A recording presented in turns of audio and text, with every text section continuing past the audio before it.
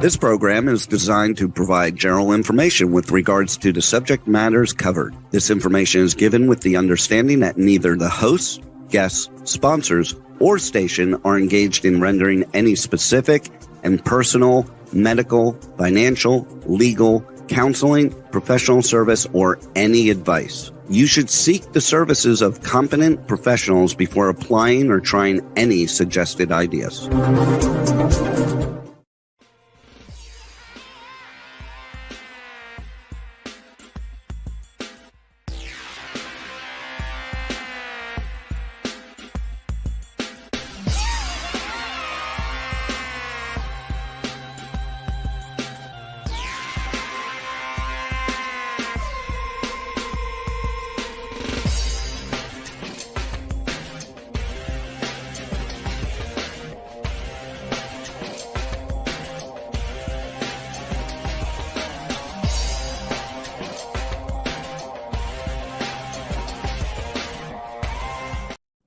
Hey there, Brian. It's Brian Sebastian, movie reviews and more. And it's Tuesday. Obviously, we're live.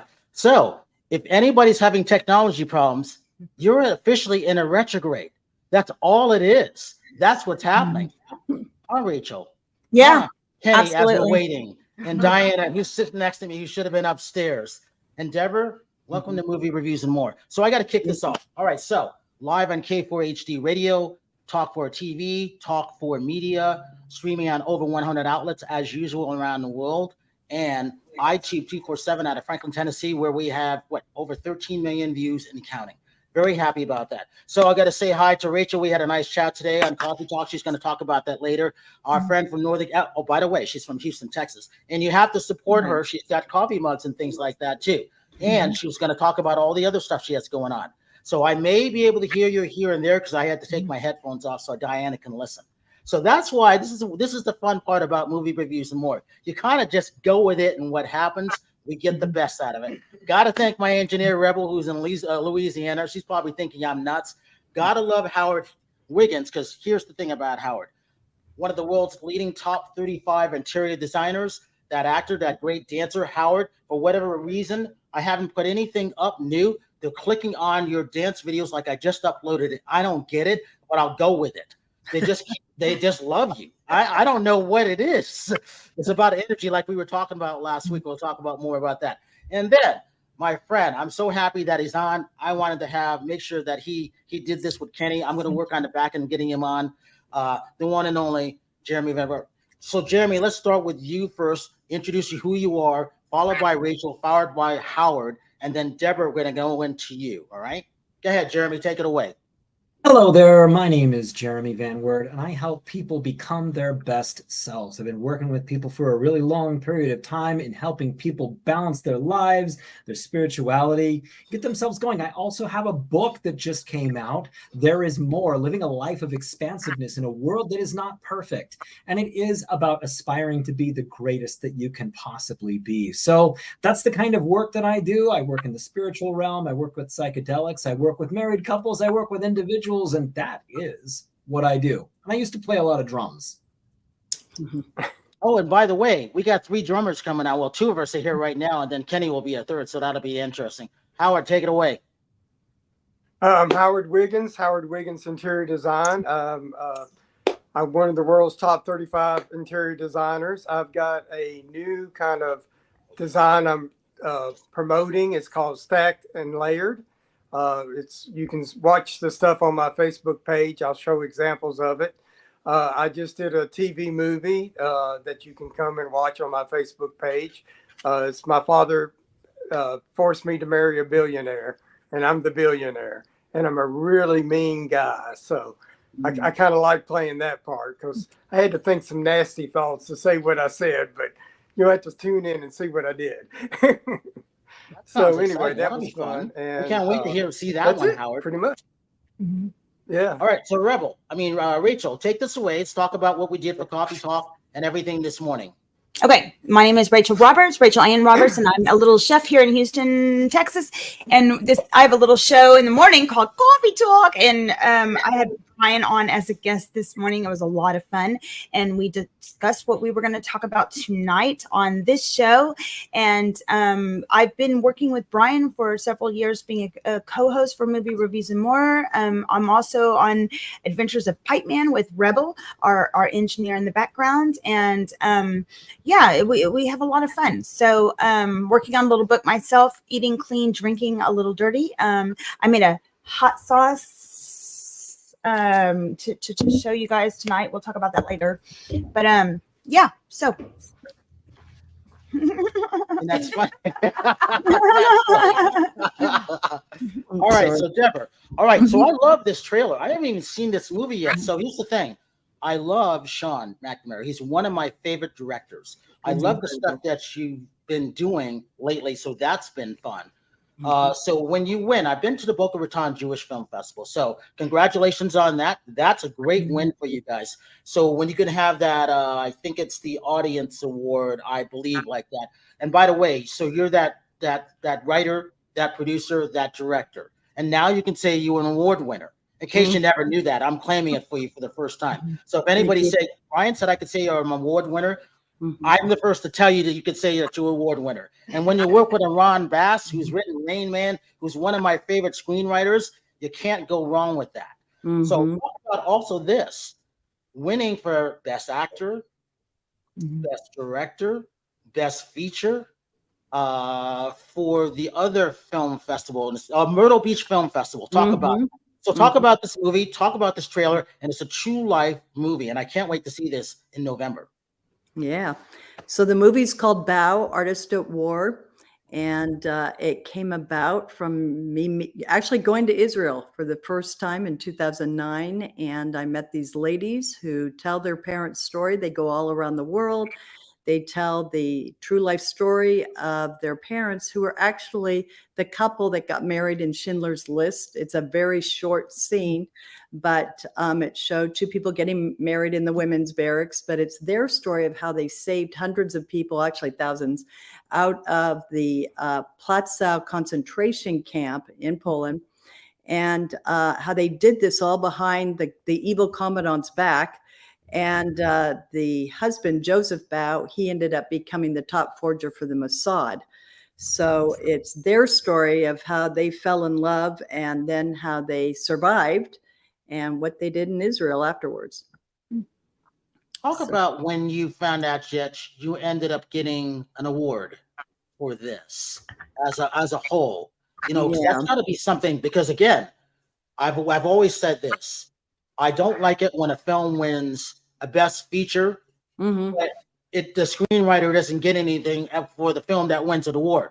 I've always say this. I find myself yelling at the Oscars if I'm not there in person, saying the film didn't write itself. The screenwriter should win for that because the film won. That bothers me. So for this, you have something that's great. And I haven't even seen it, but the trailer captured me in 10 seconds. Thank you. But I'm not just the writer. I was the main executive producer on this. So for the feature, getting best feature, it actually has gotten it in 4 different film festivals, that, of course, it feels amazing. It feels wonderful because it took me 15 years to get this movie made. So you can imagine, going up there and getting that award. It's like, wow, this actually took place. It actually got done. So I'm very grateful. Jeremy, I saw your eyes light up for a minute there. You were like thinking of things. No, I was. This sounds like an absolutely incredible story, a really harrowing story that's important to be told. It had to be, at times, an emotional story to act out and to be a part of in telling something like this. It sounds so deeply meaningful and emotional. Can you talk a little bit about the process, and at times when it was just really, you were glad to be there and be doing this? I think, writing it for over 15 years, because I worked with different directors, producers, and had to change it many times to cater to people. But at the same time, I wanted to be true to the daughters. The daughters are the ones that really inspired me.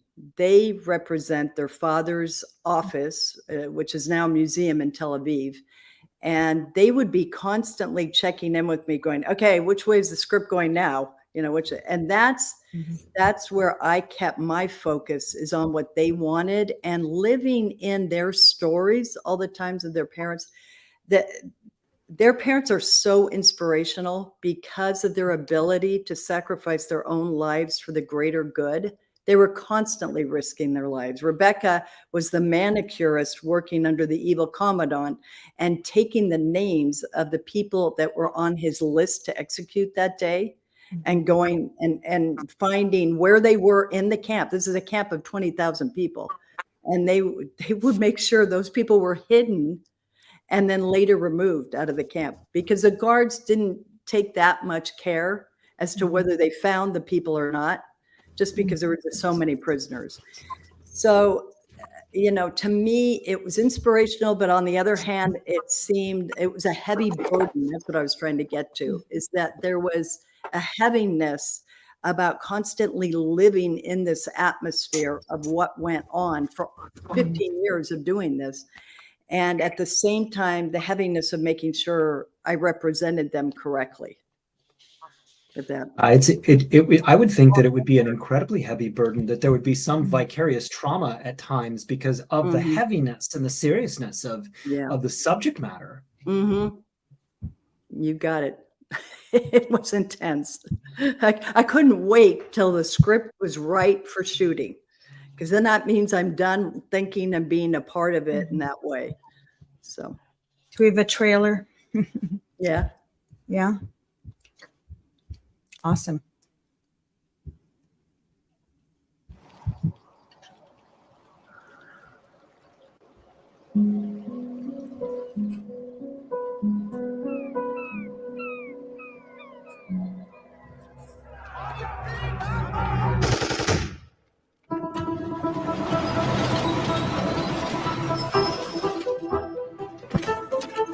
Oh, I do not speak German. You can kiss my ass as you like. You didn't. Is this my deposition or yours?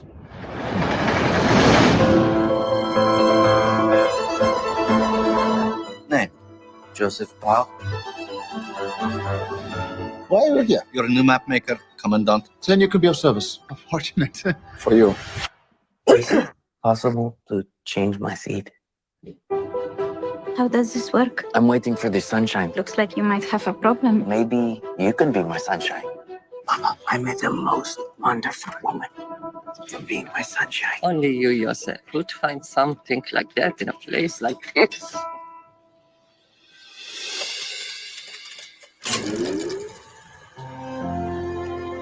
I see you. You take care of everybody. But who takes care of you? Was a long, cold winter. If we do our work, maybe we can survive this madness and tell our story. And we danced in the rain. Rebecca Tenenbaum. If I turn around and I see you, However long forever is, share it with me. you'd say, however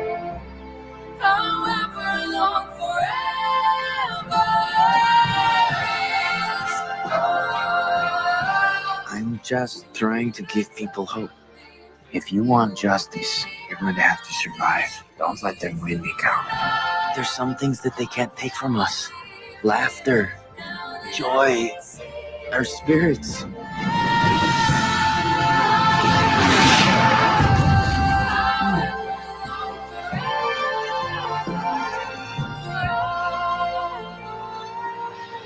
I still think you're a crazy person. Warn me if that ever changes.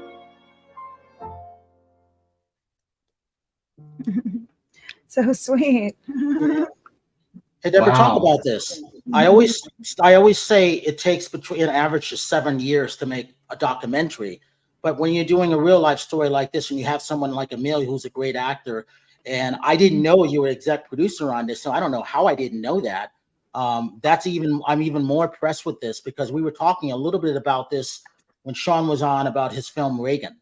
And I go, Sean, you've got 2 movies. that are possible award contenders. Congratulations. That made me happy. And I'm like, I really look forward to seeing both of them, not only Reagan, which opens August 29th, but this one that opens is in November. So that's a great thing. Talk about this. Explain to the audience why it takes so long to get good films done like this. And all of a sudden after this, I decided I got to go to Jerusalem afterwards because I keep picking all these great Jewish films. And, I feel like, well, half of me is kind of Jewish in a way because I always support the Jewish Film Festival in Beverly Hills and anyhow. So I'm always invited to everything. So I might as well be Jewish. Yeah. Talk about that real quick, and then we're going to bring in Kenny on the phone. Yeah, I'm not even Jewish, but it so moved me. When I heard their story, I was like, yeah, I'd never made movies. I'd never done a thing in the movie world. And when I heard their story, I went up to them and I said, have you guys ever thought of making this a movie? And they said, we've been praying for somebody to do that. I said, oh, okay, I'll do it. No problem. Little did I know how much it took to make a movie. And so the reason it took so long in my case is because it was my learning curve. I hired writers and then I didn't like what I was seeing. I hired producers and I just couldn't get the right fit until I met with Sean and David. Then I knew they had the heart. They had the right heart and they had the right, what would you say it? The way to make the film the best it could be. That's really what I found with Sean and David. And so I was so grateful that they were interested and they wanted to be a part of it. So. All right, Deborah, don't go anywhere because Kenny was looking forward to seeing this trailer too.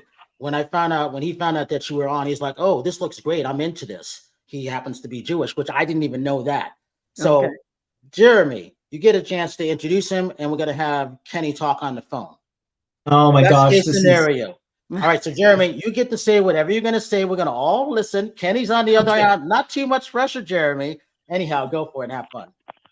Kenny Aronoff is one of the most influential and in-demand drummers and percussionists in the world. Growing up in a small town in western Massachusetts, Kenny is a self-taught drummer who went on to study with members of the Boston Symphony Orchestra, earned a prestigious performer certificate with Indiana University School of Music. He joined the John Mellencamp Band in 1980, recording 10 albums and touring with Mellencamp for over 17 years, and has since become a legendary studio musician, contributing to records with over 300 million in sales and more than 1,300 RIAA certified gold, platinum, or diamond awards. Beyond drumming, Kenny is a best-selling author, television show host, and accomplished corporate speaker. His accolades include being named the #1 studio drummer by Modern Drummer Magazine and Drum Magazine multiple times, as well as being listed among the top 100 greatest drummers of all time by Rolling Stone Magazine. So my first question is, why are you so lazy?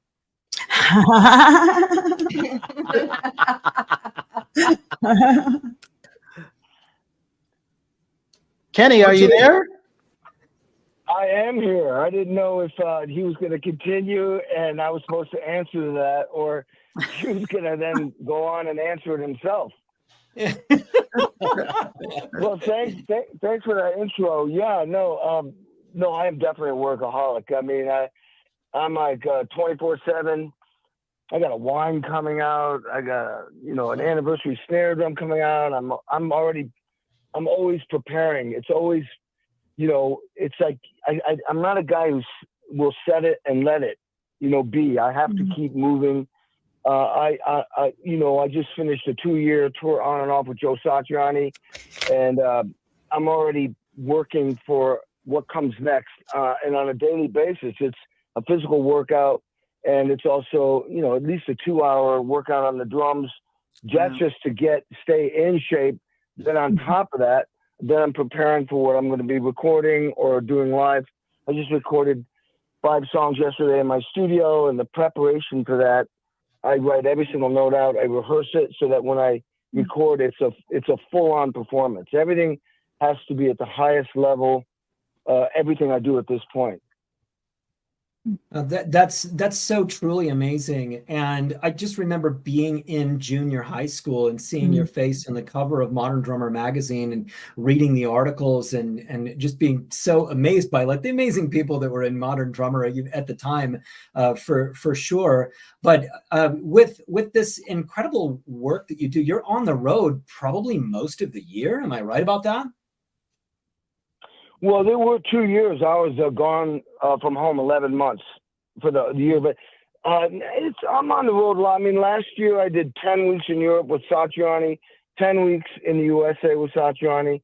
And, you know, I mean, I'm flying all over the place to give speeches, corporate speeches, but then also some sessions, other live gigs. I just did 3 shows with Billy Gibbons in Hawaii. I'm going to be going out and doing some gigs with Sammy Hagar after he's done with the tour is on right now, Best of Both Worlds.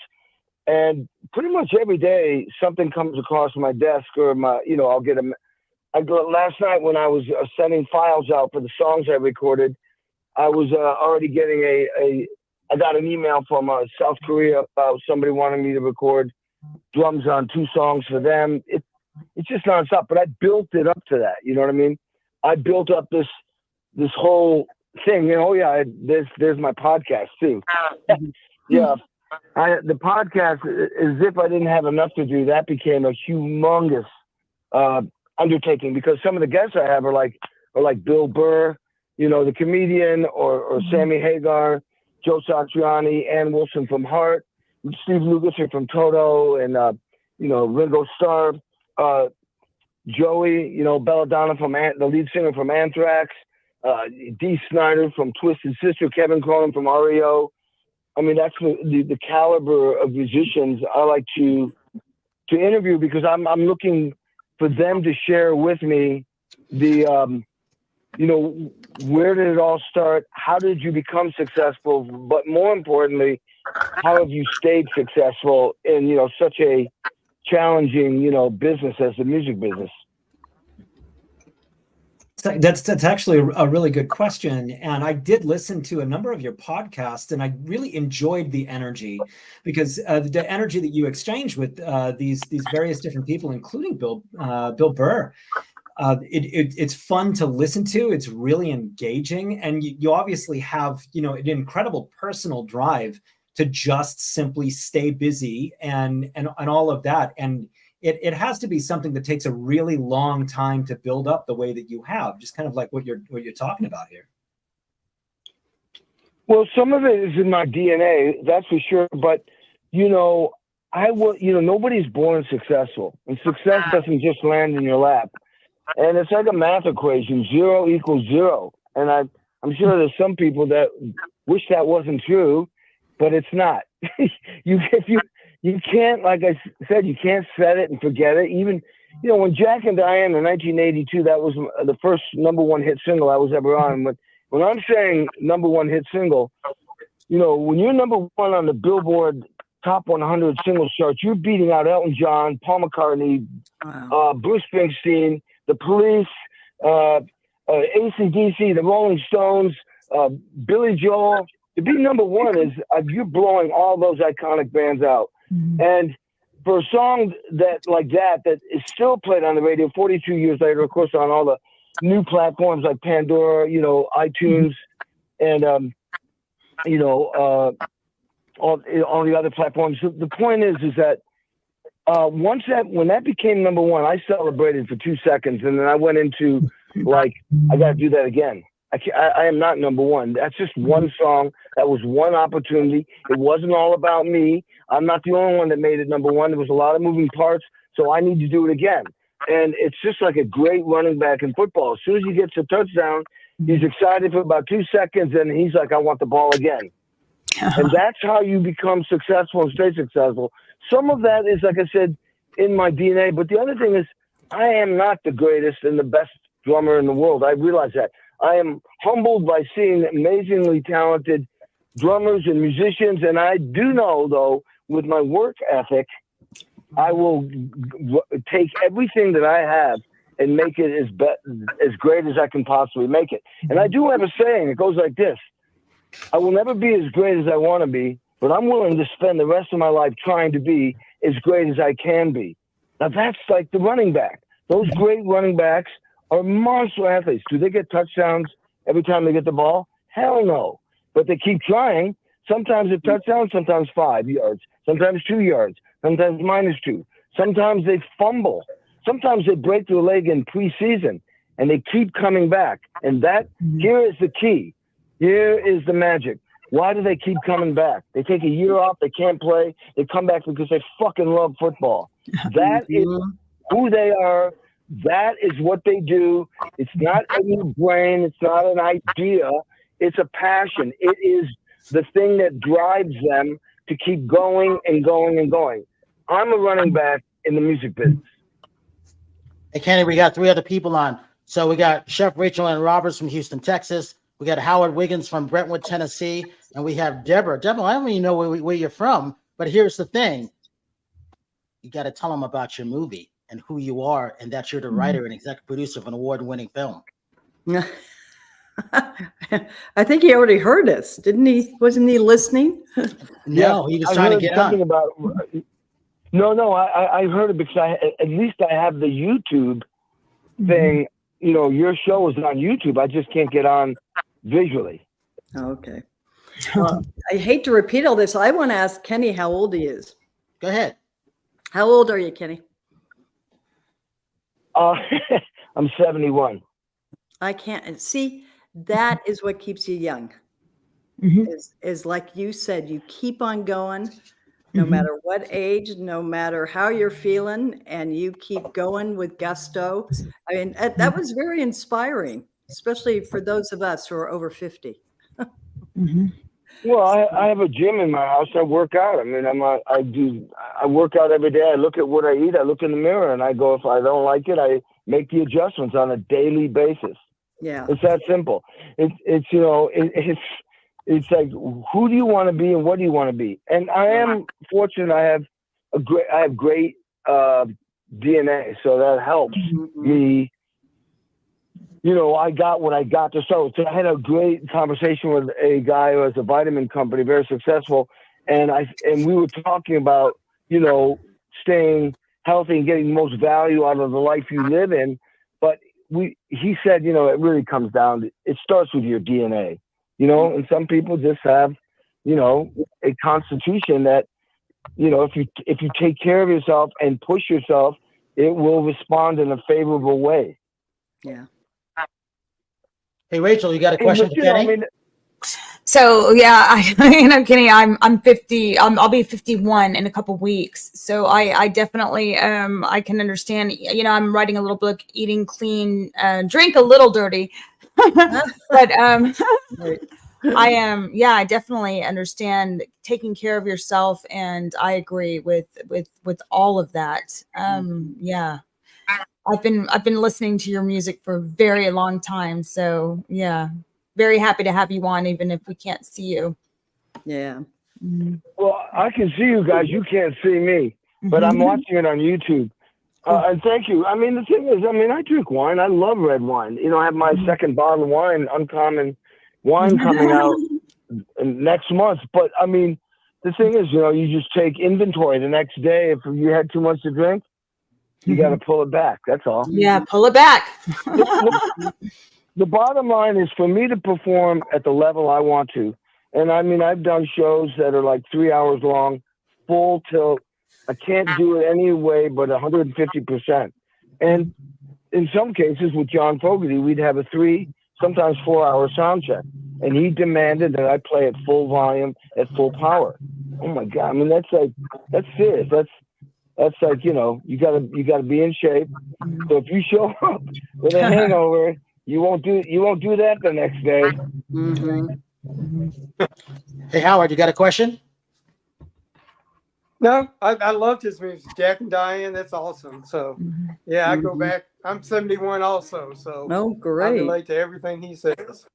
So, yeah. Hey, Kenny, talk about this. What was it like?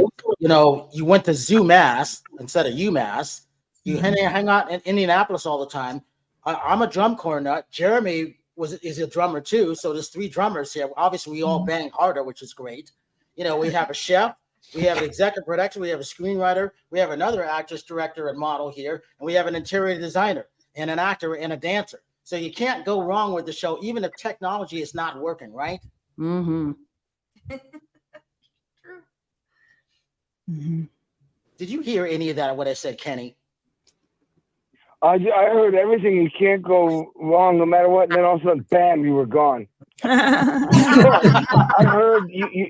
I heard you introduce everybody, and then you went blah blah, and then you were gone. Sorry. Oh, so here's about this. People don't know. I mean, I was watching the Willie Nelson documentary, and it's Ray Charles is there, Leon Russell is there, and Willie Nelson.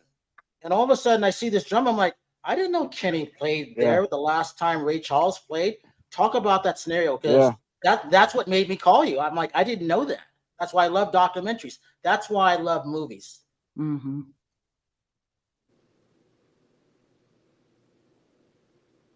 Kenny, did you hear me? I heard everything up to. That's why I like documentaries. You were talking about Ray Charles. Did you want me to say something about working with Ray Charles?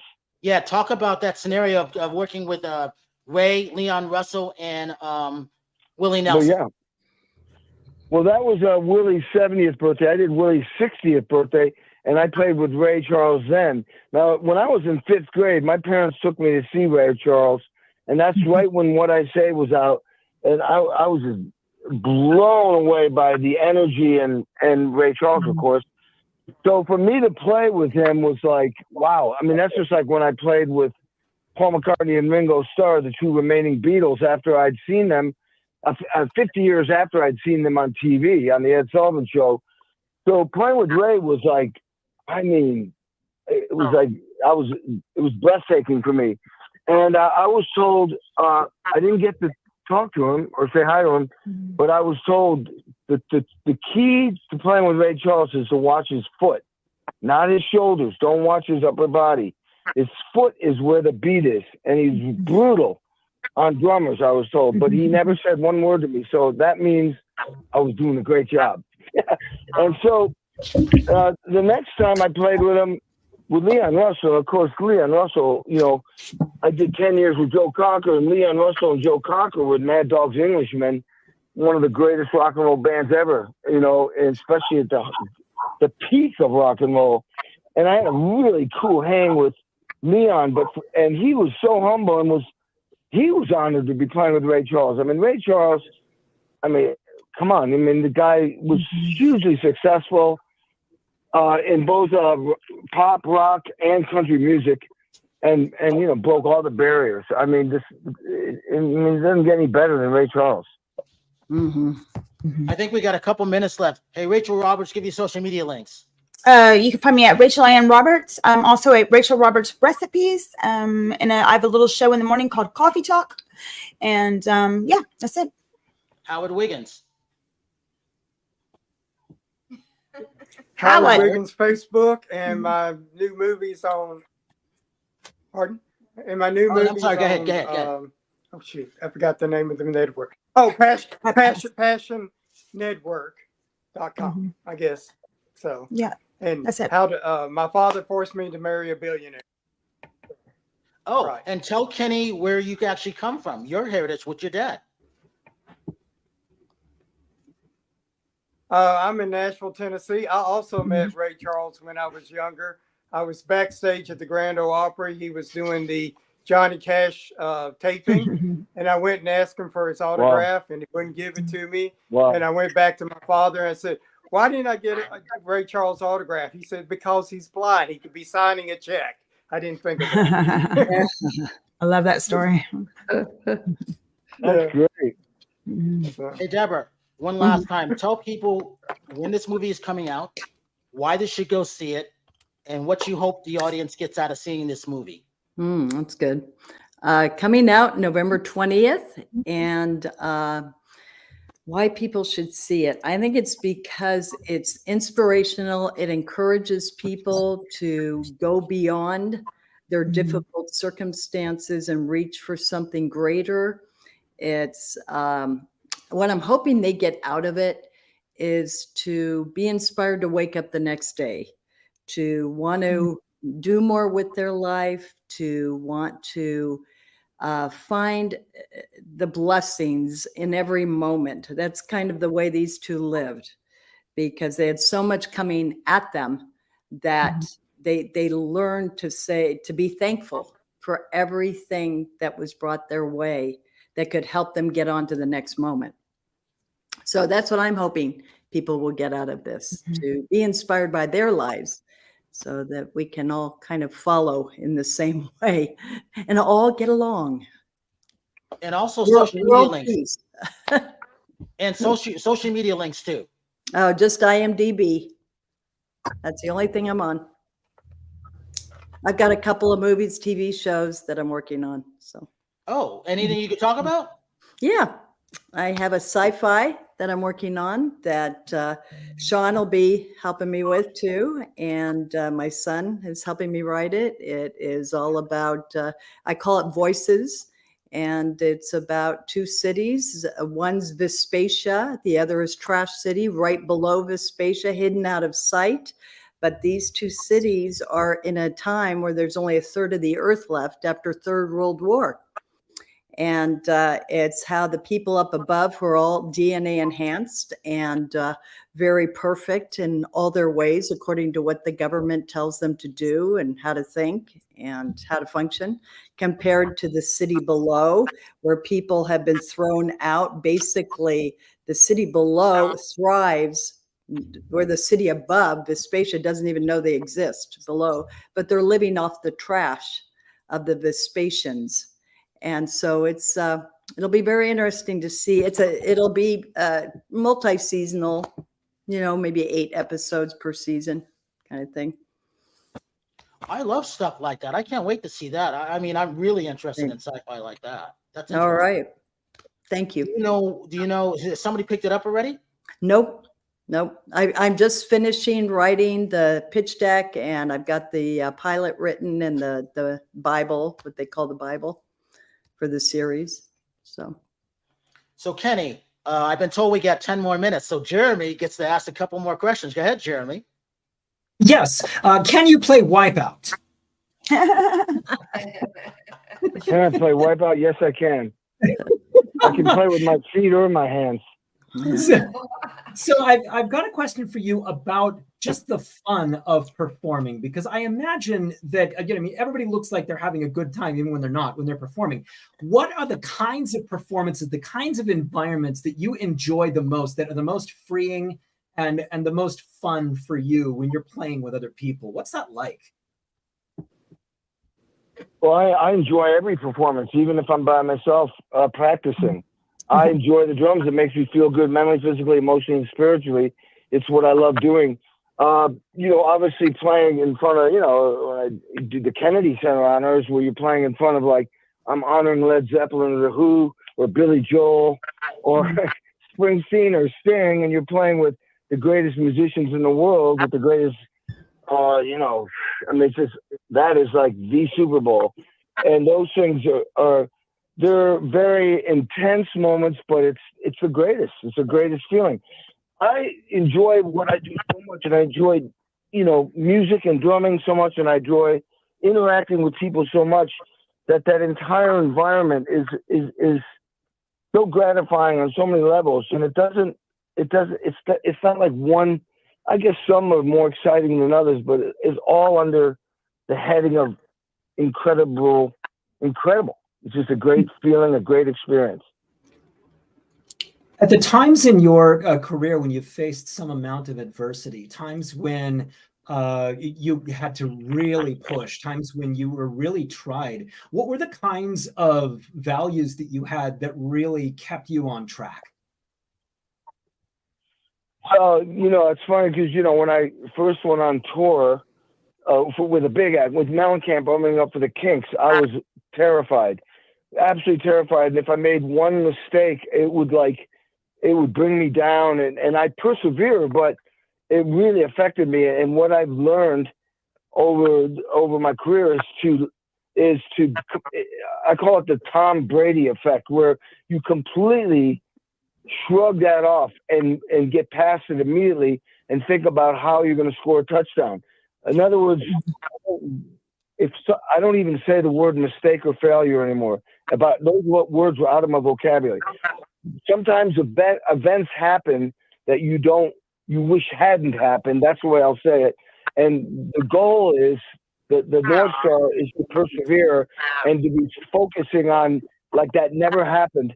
Or the amount of energy you put into focusing on what you just did that you didn't want to happen will distract and take away from doing an excellent job. I value that so much. And that's what I learned over the years, is that you just push forward. You don't think about what just happened. That's done, gone. You got to focus on where you're trying to go, what you're trying to do.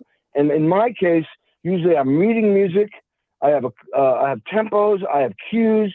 I have to be ready to problem solve. Usually when you have a band of 15 people, like when I do like the Kennedy Center Honors, all kinds of things can go wrong. The artist can mess up. My job is to solve that problem within seconds and push that thing forward. And I love being in that position. Mm-hmm. Mm-hmm. Kenny, talk about when you walk into the room, you're looking for the most important person in the room. I do the same thing. And you can't really walk in with your ego, but at the same time, you have to have a little bit of that because it's show business. Talk about what that's like when you, in that speaking world, when you're walking into that room. Well, it's actually, for me, it's realizing who's the most powerful person in the room.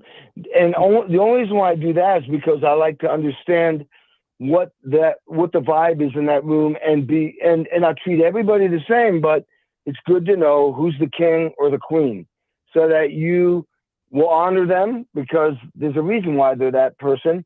And in my case, a lot of times they could be the people that I'm either supporting and serving, or they're the boss. And you don't want to, say anything or do anything that's going to insult the boss, you might say. But I like to just know. I like to understand the room I'm in. And but at the same time, when I walk in, I try to walk in with so much. It's a natural thing for me to do. Just walk in as Kenny Aronoff. I'm, with complete confidence and respect for myself. So you also have a twin brother, and talk about your book. Yeah, I have an identical twin brother. He's a psychoanalyst, and my book, Sex, Drugs, Rock and Roll. Yeah, it's basically about how I became successful and I've stayed successful. Some of the things, and that's some of the things I talk about in my podcast with everybody. Everybody, like I said, didn't just get born successful. And my story is what I have done to get where I am and stay where I am.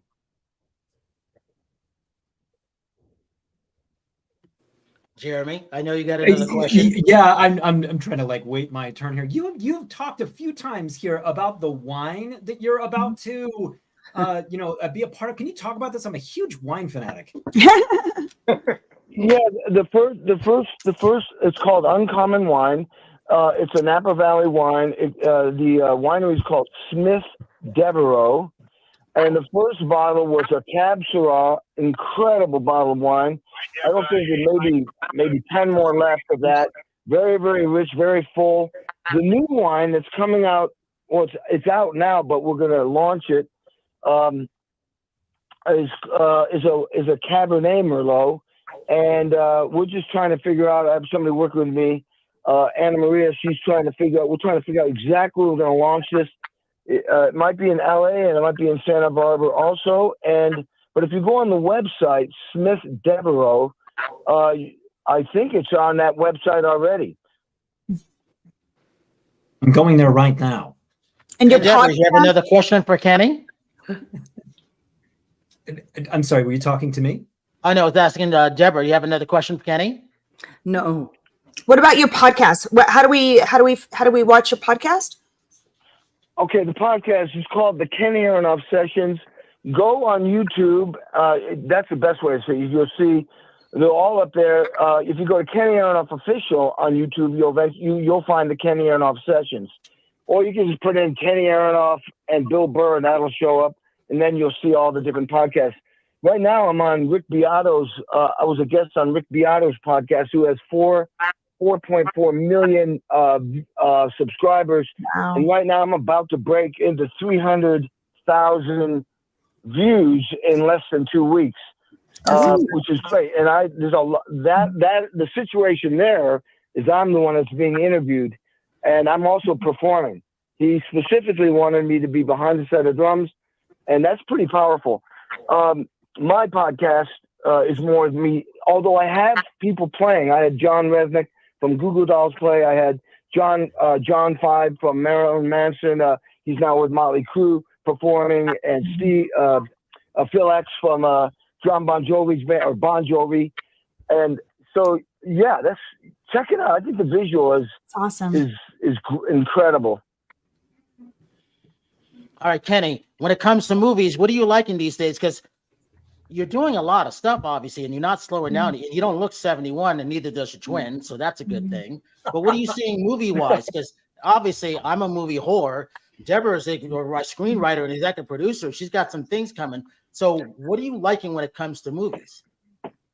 I like authenticity. I'm like, two of the favorite movies that I saw, it came out a couple of years ago, was like The Darkest Hour with Gary Oldman. It was genius. Everything about the storyline, the lighting, the acting was, and he of course won the Oscar for that one. I loved Hostiles. I saw the premiere of that with Christian Bale. I just love the fact that they shot it in film. They shot it in sequence.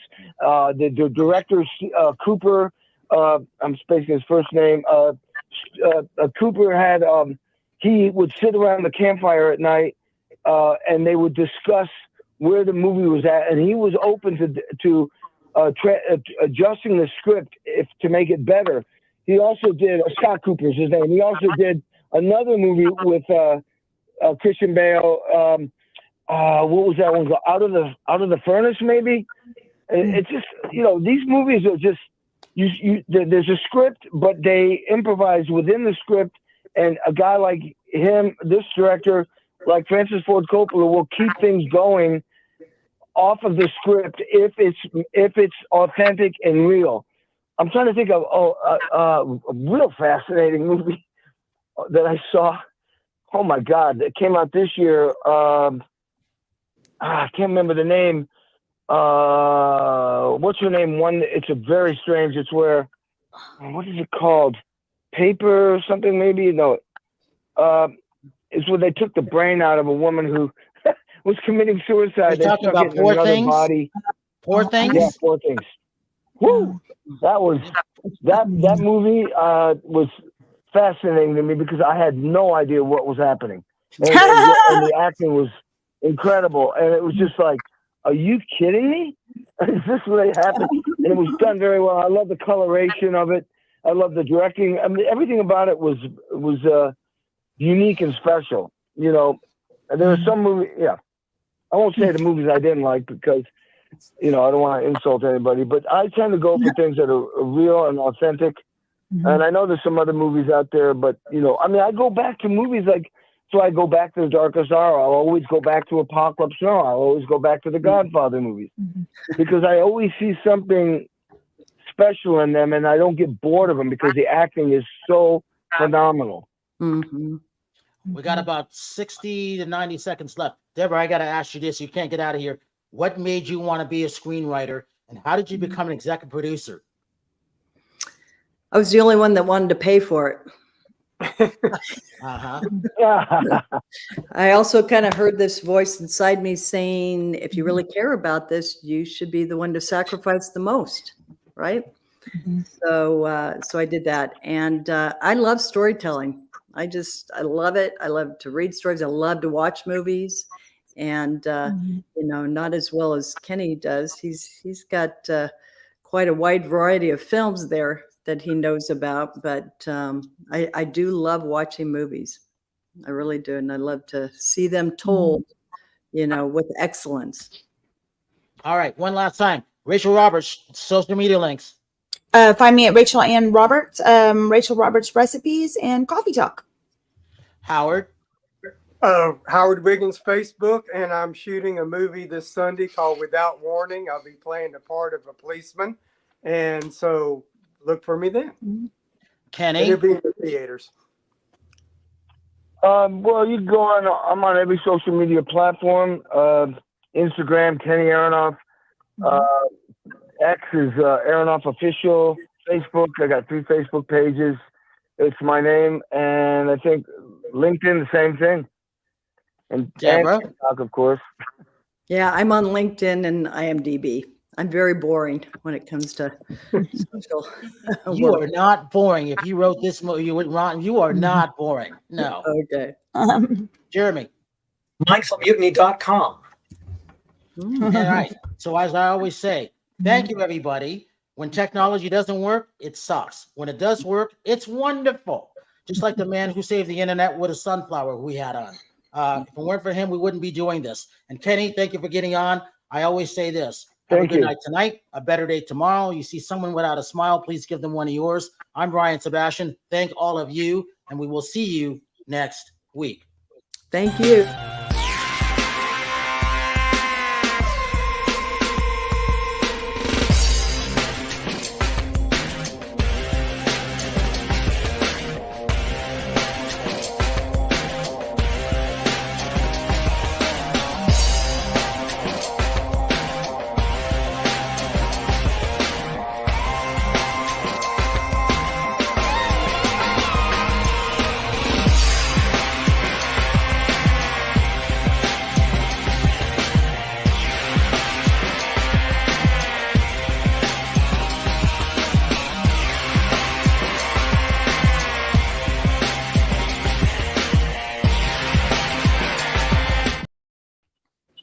Can do.